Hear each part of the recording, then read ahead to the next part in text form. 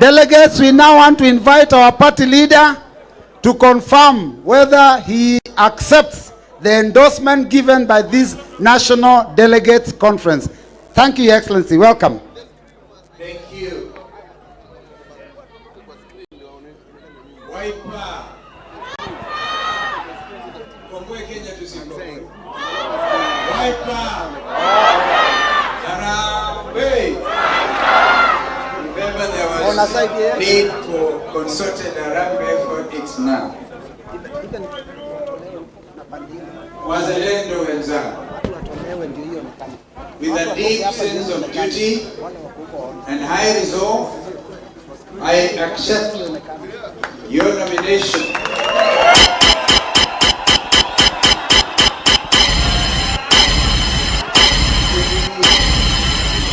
be the presidential candidate for the election scheduled for 2027.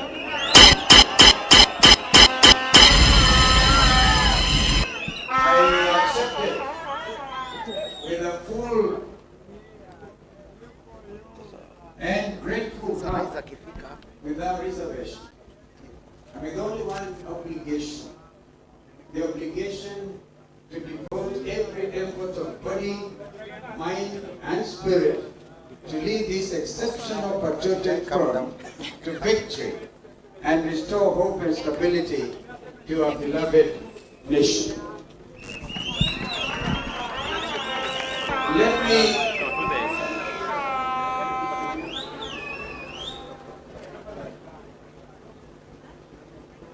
Let me, however, take a moment to thank the Almighty God, who has been my guide. Without Him, definitely I would not even be here today. To my family, some of whom you have met, and now my extended family also goes to places like Kirinaga. My sister, twin sister, they got my only daughter, got her to Kirinaga. Damari and Martin are out there in the UK. My little boy, Clay, very fond of him. Ken and Mama Pauline and Gebo and Siomoni. That's the camp away of them. Can't mention my daughter, I know by name.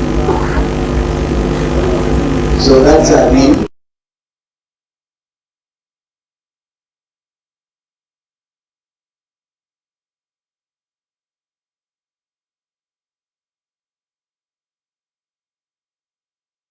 To my friends and family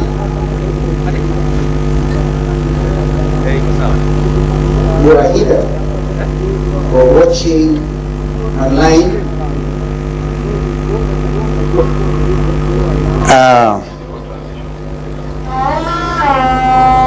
and what I'm about to say is very personal, very deep. To my darling wife, Pauline, who is watching, the mother of our children, you know, you are a vision bearer, and you've been amazing, and every day, every moment, you keep on amazing me. May the good Lord grant you the healing we've all been waiting for.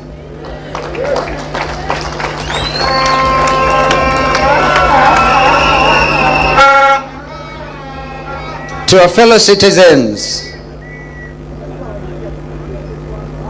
including those in the diaspora, wazalendo wenzetu, ng'ambo, mahala popote mulipo, we have come of age as a nation. To the international community present here today, I acknowledge your presence, members of the diplomatic corps, And those who are here personally, sent representatives, we thank you. You are true partners in this journey of having a stable nation among the community of nations. Well, Deputy President, my brother, Rigathi Gachagua,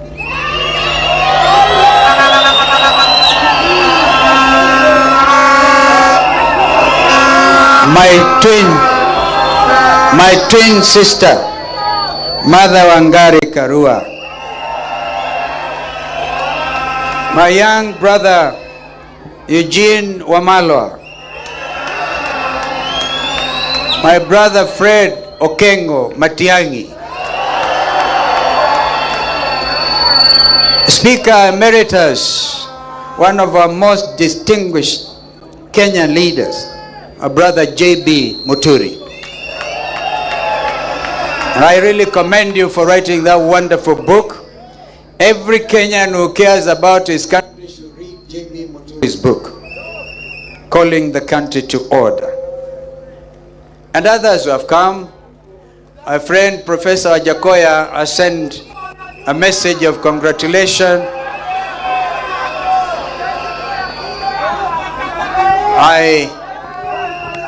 Our friend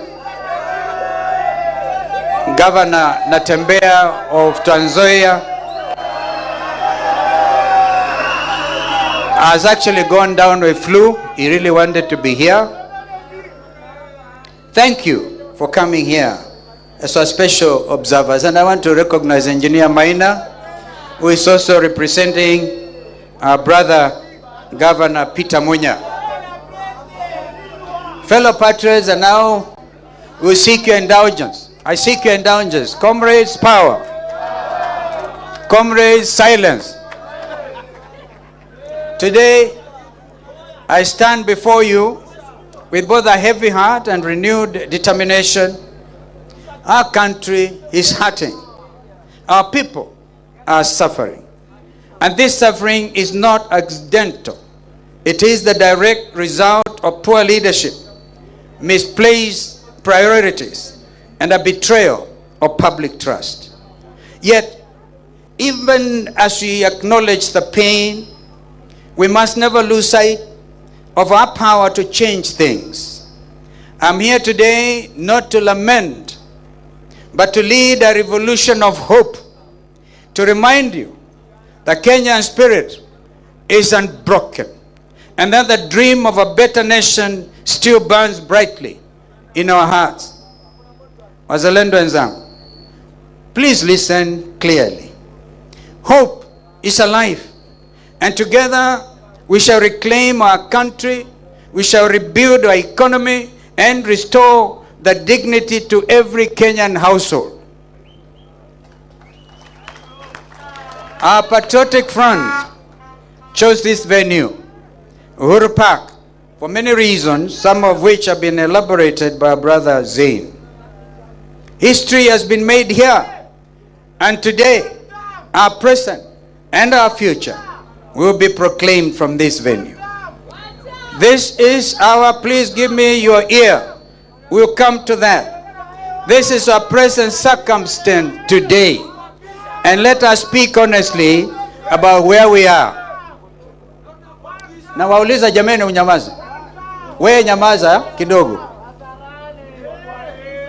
Each day dawns with a new levy, a new penalty, and a new heartbreak. We pay taxes for services we never receive. No jobs, no medicine, no food, and no relief. This is not taxation for development. It is taxation for the survival of a few who know Ruto. We are a nation with one of the best educated populations in Africa. Yet our young people, bright, creative, and full of potential, remain unemployed and disillusioned. Our graduates hawk goods on the streets, while unqualified cronies occupy top positions in government. This is not the Kenya we envision or indeed that envisioned by our founding fathers. Our hospitals are understaffed and under-equipped. Mothers give birth in fear, literally, in fear, because they don't know whether this share thing will pay their bill. Doctors go unpaid. Our hospitals run out of essential drugs.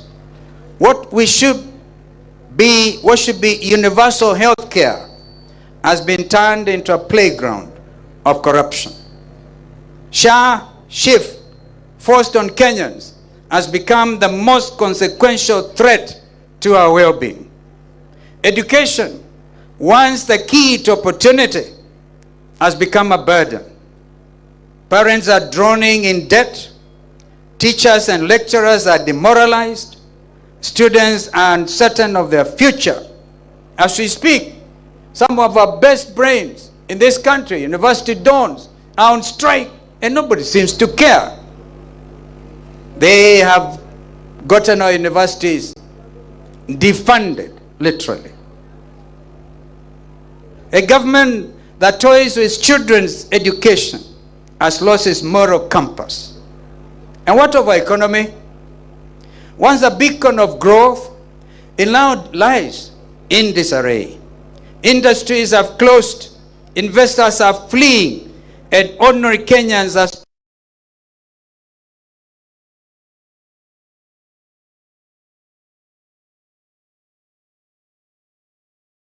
and find doors shut and their jobs shifted to neighboring countries because of this regime's taxation policy.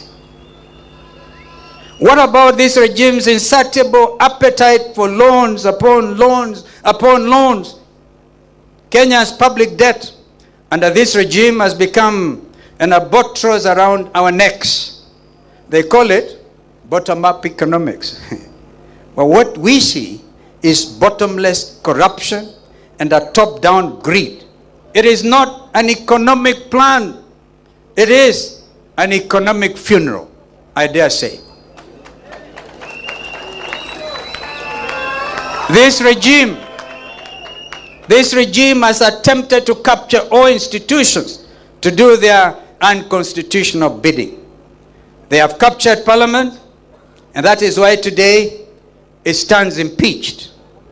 They have tried to capture the media, and today we thank the majority of the press for not bowing to that pressure.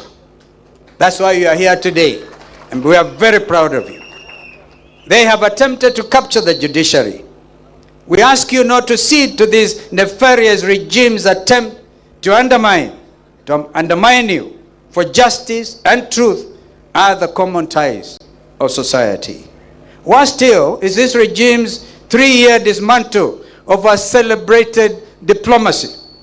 They condemn regional insecurity and neglect of the international community, all while they are linked to its escalation of wars in our region, the Democratic Republic of Congo, the Sudan in particular. This regime sells arms, and hear me, Kenyans, because it's a day to speak the truth for what it is. This regime sells arms and gets illegal gold in return. Honestly, what you are witnesses to is a horror movie directed by a know-it-all director who is a star and the supporting cast of his own show.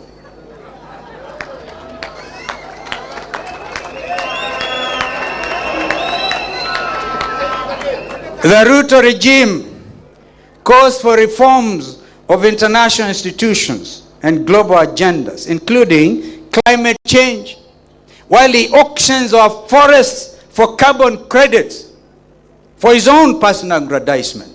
Kenyans must know this.